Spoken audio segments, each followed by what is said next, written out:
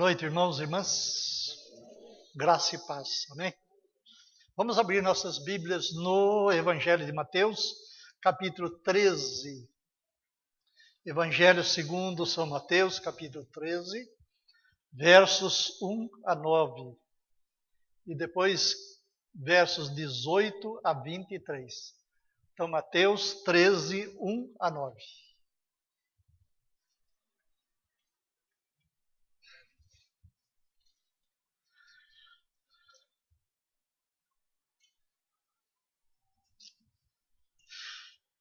Naquele mesmo dia, saindo Jesus de casa, assentou-se à beira-mar, e grandes multidões se reuniram perto dele, de modo que entrou num barco e se assentou. E toda a multidão estava em pé na praia. E de muitas coisas lhes falou por parábolas e dizia: Eis que o semeador saiu a semear. E ao semear, uma parte caiu à beira do caminho, e vindo as aves a comeram. Outra parte caiu em solo rochoso, onde a terra era pouca, e logo nasceu, visto não ser profunda a terra. Saindo, porém, o sol a queimou, e porque não tinha raiz, secou-se.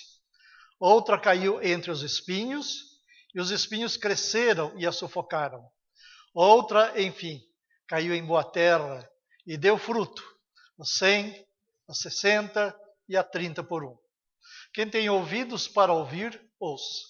Agora versos 18 até o 23. Atendei vós,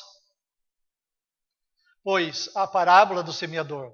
A todos os que ouvem a palavra do reino e não a compreendem, vem logo o maligno e arrebata o que lhes foi semeado no coração.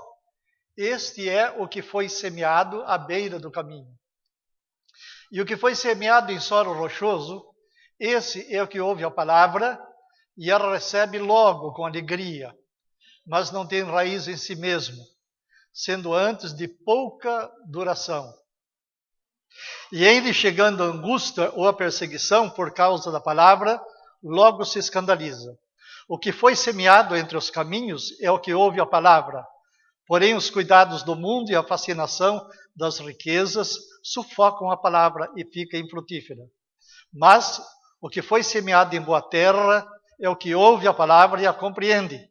Este frutifica e produz a 100, a 60 e a 30 por um. Que Deus abençoe a sua palavra. Amoroso Pai Celestial, nós te louvamos por estarmos nesse culto de louvor e de adoração.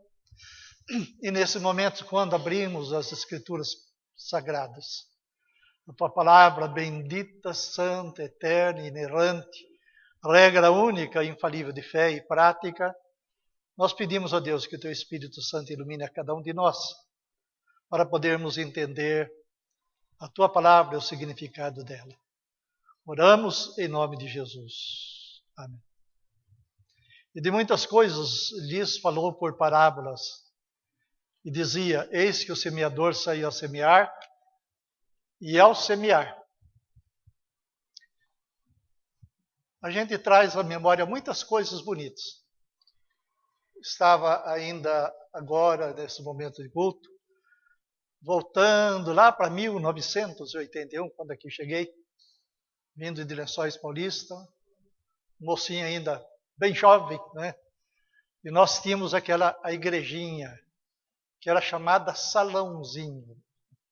Mas para nós era uma capela muito bonita. E ali, 30 membros professos, jovens, adolescentes, crianças. Não passava ali de 70, 80 pessoas, segundo os registros da nossa igreja. Eu me lembro que vindo da igreja de Lençóis Paulista, uma igreja com cerca de quase 400 pessoas, alguns irmãos vieram aqui para ver o tamanho da igreja. E alguns deles ficaram até chocados. Quando se via sair de uma igreja de 400 membros para vir para aqui, para uma de 40, 50, 60 pessoas, e eu dizia: não é o tamanho da igreja. O local, a verdade, é o local onde o Espírito Santo te leva e te coloca para exercer uma função para ele e não para as pessoas. Mas agora, recentemente, eu recebi um a Lívia, o Dema mandou reproduzir uma foto que nós tínhamos antiga aqui. Reproduziu desse tamanho, né? E nessa foto estava muita gente que hoje, pai, mãe, avô e tudo mais. E tem uma delas, a Lívia falou, pastor, sabe quem é essa aqui que está com uma madeira? Orceli. Estava com uma madeira. Ela falou que não, mas está. Eu falei, meu Deus, olha como que é belíssima e antiga essa foto. Está toda a turma dos milícios ali, né? Mais uma demonstração, uma prova de que o trabalho do Senhor tem caminhado durante essas décadas para a honra e para a glória do nome do nosso Senhor e Salvador Jesus Cristo. Agora mesmo, esses tempos aí, das pessoas ligadas à cultura de Botucatu, ele falou, o que é que vocês vão fazer com a igrejinha lá, com aquele prédio? Eu falei, não sei, isso depende do conselho da igreja. Eu falei, mas não pode demolir uma igreja lá, porque é um marco histórico da Unesco, esse templo mais antigo daqui de Botucatu, na Vila dos Lavradores. Tem que preservar aquilo lá, tem que conservar. Falei, vai conversar com os presbíteros, conversar com o pastor e os presbíteros, eles que sabem. Falei, inclusive, quem sabe a prefeitura até tome posse nisso daí e transforme isso aqui no Museu Histórico dos Protestantes. Falei, até que é uma boa ideia. Mas se vocês pagarem tudo e fizerem, né? Mas é com eles. Simplesmente, meus irmãos, contando essas coisas que acontecem, as conversas que acontecem, que é justamente para mostrar aquilo que Deus tem feito e Deus tem realizado através da Igreja Presbiteriana Monte Sião de Botucatu. É uma igreja que nunca esteve oculta aos olhos da cidade, mas é uma igreja que sempre teve expressão, e muita expressão dentro da nossa cidade, na Vila dos Lavradores ou qualquer outro lugar, e assim é chamada. É lá na Faculdade de Medicina, cheguei Igreja Monte Sião, não é Monte Sião, Presbiteriana Monte Sião, mas é Monte Sião para lá, Monte Sião para cá, e a igreja que sai do elevado Bento Natel, é uma igreja que construiu uma história maravilhosa e digna, para a honra e para a glória do nome de Jesus Cristo. E por aqui passaram, não um, não em dois, mas centenas de pessoas. Algumas centenas de pessoas passaram no rol de membros dessa igreja. Muitas delas se encontram lá no céu com Jesus. Outros estão espalhados no Brasil ou fora do Brasil, como crentes em Jesus Cristo, em outros estados, em outras cidades, em outras regiões, mas que levam consigo o nome da igreja onde se converteram e a igreja onde levaram consigo no coração a realidade do nosso Senhor e Salvador Jesus Cristo. Um desses irmãos coloca até o nome de uma fazenda, Monte Sião. Falei, pastor, essa fazenda acho que de 5.000 alqueires de terra, pequenininha no Mato Grosso, né? Eu falei assim, essa minha fazenda tem nome de Monte Sião. Falei, por quê? É a Monte Sião porque foi lá na Monte Sião que eu me converti. E é para sempre lembrar que esta igreja, ela está aqui na minha vida, que foi usada como instrumento para me levar aos pés de Jesus. Então note, meus irmãos, que a parábola do semeador, ela vem para nós como uma parábola para nos animar, para nos incentivar que o trabalho continua de acordo com a vontade soberana de Deus, o nosso interesse, mas de acordo com a vontade soberana de Deus, e ela se reproduz, porque é Deus, é o Espírito Santo que está ali trabalhando através das vidas. Nós sabemos muito bem que em cada uma das parábolas que foram formuladas e contadas por Jesus, havia uma espécie de gancho, semelhante ao anzol que nós usamos para pescar. Por isso que Jesus chamou pescadores, né? Porque ele gostava de lançar o anzol. Agora, havia ali algo bem incomum ou diferente. E com isso o seu público, a sua congregação de discípulos era capturado. Jesus, meus irmãos, ele usava esse gancho para capturar o seu ouvinte. E uma vez que havia sido fisgado, ou chamado a atenção do público, imediatamente o Senhor Jesus transferia seus pensamentos, suas reflexões para uma verdade espiritual que ele desejava transmitir e que viesse permanecer em suas vidas, como é o caso dessa e de muitas outras parábolas que era o seu método pedagógico de ensinar. E nesta famosa ou famosíssima parábola do semeador está o fato de se semear a granel e ser surpreendida na colheita final. Semeava-se a granel, mas a surpresa ela vinha justamente na colheita final. Por isso que nós gostaríamos de meditar nesse ponto sobre a surpresa da colheita. A surpresa da colheita. É sabido que na Palestina bíblica, tal colheita era inédita. Os agricultores jogavam suas sementes no campo e depois as cobriam. Eu me lembro muito bem que na minha infância, eu ia com meu pai, que levava os colonos da fazenda para o plantio do feijão, do milho, do algodão. E ali naquele plantio, meu pai também participava. Ele pegava uma carreira ali, uma linha, e ele me dava um enxadãozinho. Porque era molecadinho, ele pegava um enxadão e falava, você vai à frente e vai cavando, e vai escavando. Você bate o enxadão e puxa a terra, bate o enxadão e puxa a terra. Foi me ensinando. Mas atrás de mim vinha o meu pai, que lançava ali a semente, ou do milho, ou do algodão, ou do feijão. Ele lançava a semente e com o pé ele cobria aquela semente. Mas havia também uma outra técnica que eu comecei a aprender de uma outra tecnologia, que eram as máquinas de plantar. As máquinas de plantar, o Pascoal e o Cláudio conhecem muito bem, eram umas plantadeiras, né? E essas plantadeiras eram muito bem feitas e tinham ali 2 alças. Então você colocava aberta, enfiava no solo, fechava, caíam as sementes programadas, 2, 3, 4, 5, e você puxava e fechava. Colocava novamente em outro lugar, abria, caía a semente, você puxava e fechava, e assim consecutivamente. Mas você ia atrás, ia também cobrindo ali aquela semente que você havia lançado. Mas, meus irmãos, alguém comentou, em uma agricultura tão casual, como esta apresentada pelo Senhor Jesus, muitas sementes nunca germinaram, muito menos produziram frutos. Por quê? Nós vemos que para o Senhor Jesus, o ponto da parábola era a colheita, que deveria ser uma surpresa, e não o plantio. A surpresa é a colheita, e não o plantio. Por quê?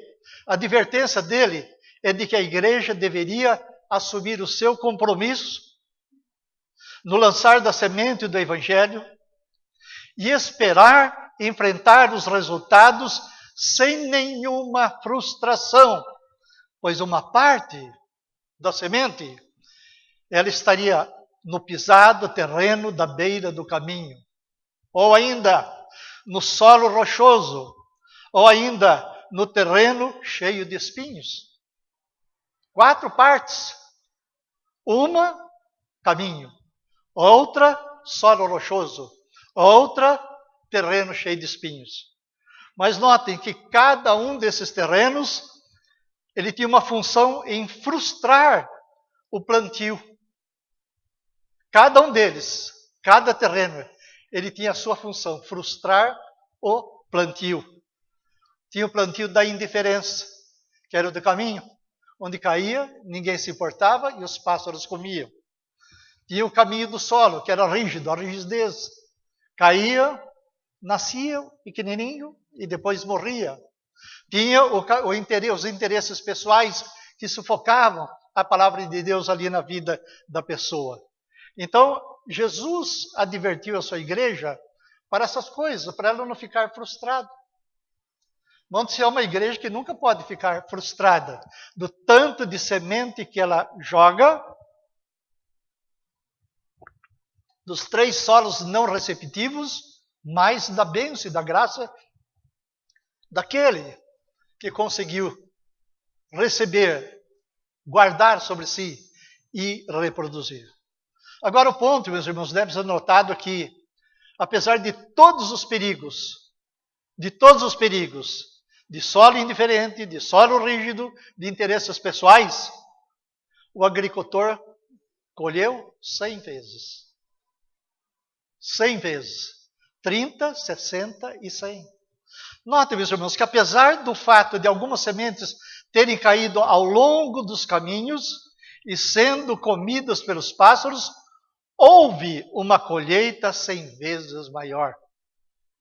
Apesar de algumas sementes terem caído em solo rochoso e murcharem, depois de crescidas sob o sol causticante, houve uma colheita 100 vezes maior. Apesar do fato de algumas sementes terem caído entre os espinhos, germinadas e crescidas, terem ficado sufocadas, houve uma colheita 100 vezes maior. Amados irmãos, a grande confiança dada ao proclamador do Evangelho, que é você, que sou eu, cada um de nós, é que uma colheita vitoriosa será alcançada. Uma colheita vitoriosa será alcançada. Não vai se perder nunca a semente que você lançar a tempo e a fora de tempo, a semente a granel, então a colheita vitoriosa será alcançada. Às vezes os cristãos, eles tendem a se concentrar nos aspectos negativos. Cristão, às vezes, é muito negativo. Crente, pelo amor de Deus, perdoe-me dizer isso, eu sou um deles, é muito negativo. Por quê? Às vezes os cristãos tendem a concentrar em aspectos negativos tais como a queda na frequência do culto. Hoje não veio quase ninguém no culto.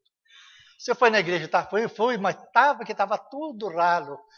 Só tinha 1/3 da congregação. Às vezes, nós estamos ali, o aspecto negativo, como nenhum novo membro. Não é todo ano que você vai colher 100, 20, 30 membros. Um ano é um só. O outro pode ser 5, como o outro pode ser 20. Mas é isso. Eu me lembro certa feita que tinha uma multidão de pessoas aqui fazendo a sua profissão de fé. Alguns aqui que estavam naquele dia se lembram. E profissão de fé e batismo de um monte de gente. Terminou o culto, a dona Rosa falou: reverendo, com aquele sotaque dela bem italiano, né? Falou: reverendo, onde que veio tanta aquela gente? Falou: dona Rosa, eu não sei.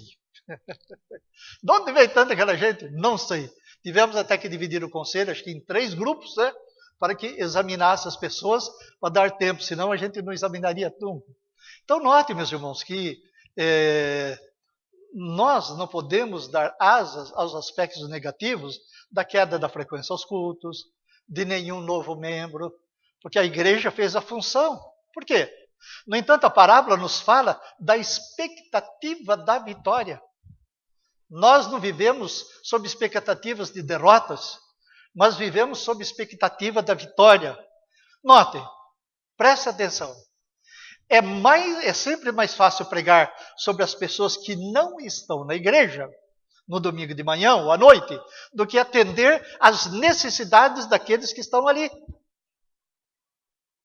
Compreenderam? Às vezes termina o culto, nosso reverendo fulano de tal, fala para mim, né? Mas fez uma exortação para a igreja, desceu ali na igreja, estava bravo, pulou, deu murro, né? Que antigamente eles davam murro, hoje não fazem mais isso, né? Mas você precisa ver, o pastor estava bravo. Mas por quê? Daqueles irmãos que não vão na igreja. Mas os irmãos que não vão à igreja, eles estavam lá? Não, não estavam. Então, para quê? Para que nós, os pastores, vamos perder tempo de ficar falando mal daqueles que não estão na igreja, se aqueles que estão aqui é que precisam de alimento, é que precisam de água, é que precisam do pão de cada dia?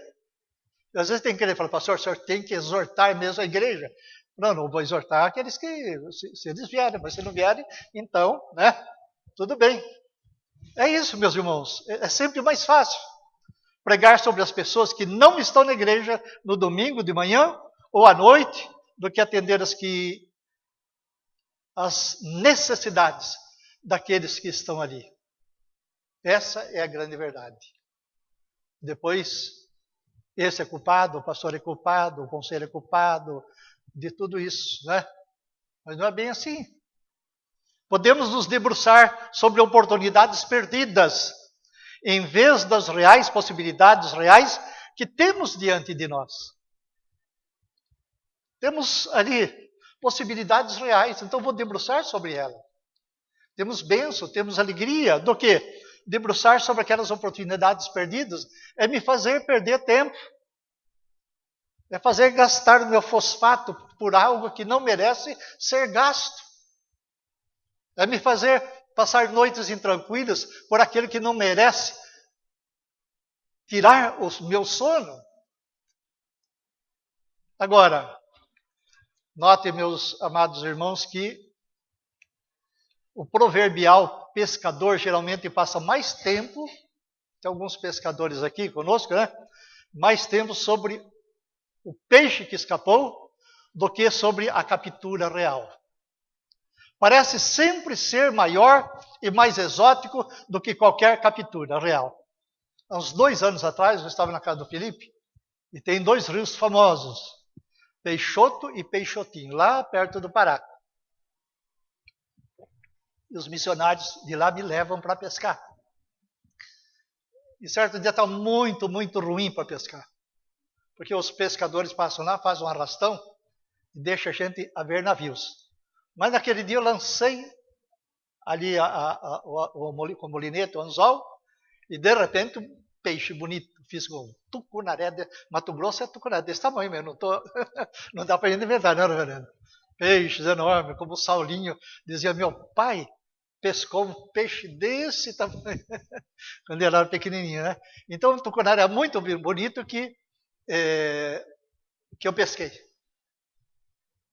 Guardei, o missionário me ajudou até a tirá-lo da água. Depois lancei novamente o anzol, e eis que o outro pegou e abocanhou. Mas acontece que acho que não fisgou direito, né? E pula para cá, pula para cá. Quando ele trouxe bem perto aqui de mim, que eu cheguei, ele deu um safanão lá e escapou do anzol. Ele falou, ai meu Deus do céu, era o maior que o outro, né? As águas poderiam ter me enganado. Aí eu fiquei meio chateado, preocupado, com o tucunaré, que era maior do que aquele que eu peguei, do que estar feliz com aquele que estava ali nas minhas mãos. Então é justamente isso. Parece ser maior e mais exótico do que qualquer captura real, quando nós perdemos. Então, nós vivemos da semente que foi perdida, ou esperamos ansiosamente pela colheita 100 vezes do que temos. Muita semente foi perdida aqui. Muita. Nessas décadas, creio que quase cerca de 7 décadas, né? Os NI e outros que estão aí mais antigos, né? Sabe? Então, nessas décadas, nós perdemos muita semente. Mas acontece que as sementes que foram plantadas, que germinaram, elas deram uma colheita de 100%. 30, 60, 100. Era essa mesma colheita que Deus esperava. Era essa mesma colheita que o Espírito Santo de Deus aguardava. Mas note, meus irmãos, que a quarta parte, ela não negaria. Pois o solo era bem macio. O solo era bem arado. O solo era bem adubado, fertilizado, pela graça de Deus. E o produto no final não seria 0, mas a 100, a 60 e a 30 por 1. Deus aduba, Deus fertiliza, Deus afofa o terreno dos seus eleitos, para que recebam a semente. E que ela cresça, e que elas germinem, e que elas frutifiquem. Porque a verdade, meus irmãos, é que a parábola do semeador, ela pertence a uma categoria de parábolas de sementes, que ensinam a verdade desde pequenos começos. Esperam grandes resultados. desde pequenos começos, essa parábola do semeador, como outras, como o caso de Marcos, que nos diz no seu texto essas palavras. Jesus conta, né, que depois da parábola daqui do semeador, ele conta também a parábola da semente. E disse ainda, o reino de Deus é assim, como se um homem lançasse a semente na terra, e depois dormisse, e se levantasse, e de noite e de dia, e a semente germinasse e crescesse, não sabendo ele como. A terra por si mesma frutifica, primeiro a erva, depois a espiga, e por fim o grão cheio na espiga. E quando o fruto já está maduro, logo se lhe mete a foice, porque é chegada a ceifa. Ou ainda a parábola do grão de mostarda. Disse mais, a que assemelharemos o reino de Deus? Ou com que parábola o apresentaremos? É como um grão de mostarda que, quando semeado, é a menor de todas as sementes da terra. Mas uma vez semeada, cresce e se torna maior do que todas as hortaliças e deita grandes ramos, a ponto de as aves do céu poderem aninhar-se à sua sombra. Então note, meus amados irmãos, que a parábola do semeador, ela pertence justamente a uma categoria de parábolas, de sementes, que ensinam a verdade, desde pequenos começos, esperam grandes resultados. E no texto de Marcos, no 4º capítulo, como vimos, o contexto se amplia para incluir outras parábolas de semente, que é o caso da parábola semente e a parábola da mostarda. Jesus havia, meus irmãos, acabado de chamar seus discípulos e começou a ensiná-los que o pequeno começo deste ministério se expandiria em uma grande colheita. Na parábola do semeador, a pequena semente lançada sobre a terra pode parecer insignificante. No entanto, dentro de alguns meses, as cabeças de grãos cruzariam os campos. Cresceriam e fertilizariam e produziriam a 60, a 100, a 60 e a 30 por 1. Então a igreja nunca deve ficar preocupada com o lançar da sua semente e com aquilo que ela vem a colher. Porque a colheita, ela é positiva. A colheita é real. O que nós devemos fazer é nunca ficar culpando este ou aquele por falta da produtividade. Mas é cada um de nós lançar e esperar que o tempo, os meses, as semanas, os anos venham frutificar. Eu tive grandes amigos que falei de Jesus há muitos anos atrás. E depois de 30, 40 anos, eles receberam Jesus como Salvador. Ele disse, olha, lá na escola, eu recebi de você a semente da palavra de Deus, que ficou guardada no meu coração e agora frutificou. Agora sou crente em nosso Senhor e Salvador Jesus Cristo. Não se preocupe se você lançar a semente no coração de uma pessoa hoje, que amanhã ela venha se converter. Mas quem sabe daqui 10, 20, 30, 40 anos, porque o importante era se converter a Cristo e não estar amanhã já na igreja, mas ela se converter a Cristo e você ter ganho uma pessoa para o reino de Deus. Note, meus irmãos, somos chamados a frutificar. Os irmãos se lembram que quando Jesus se aproximou daquela figueira, numa manhã, ele estava com fome. E ele procurou ali, nos seus ramos, encontrar algum fruto. E não encontrou nenhum fruto temporal. Nenhum fruto temporal.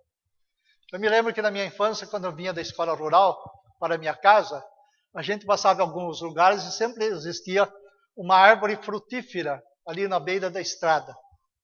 Ou era goiabeira, ou era mangueira.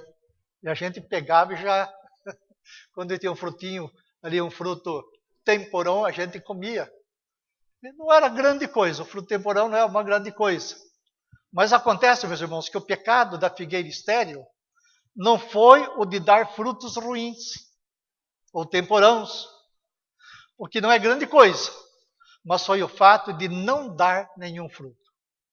O problema dela foi de não dar nenhum fruto. Esse foi o problema. Se tivesse ali um fruto temporão, mesmo que fosse ruinzinho, mesmo que fosse uma coisinha lá sem significado, Jesus já se alegraria. E também na nossa igreja aqui, se ele vir aqui procurar, mesmo que tenha, não vamos dizer que os crentes são um fruto ruim, mesmo que seja um frutinho pequenininho, né, que a gente acha insignificante, o Senhor Jesus quer encontrar isso na igreja dele. Então, notem que é melhor produzir, mesmo que pouco, ou quase nada, do que nada. É melhor que produzamos,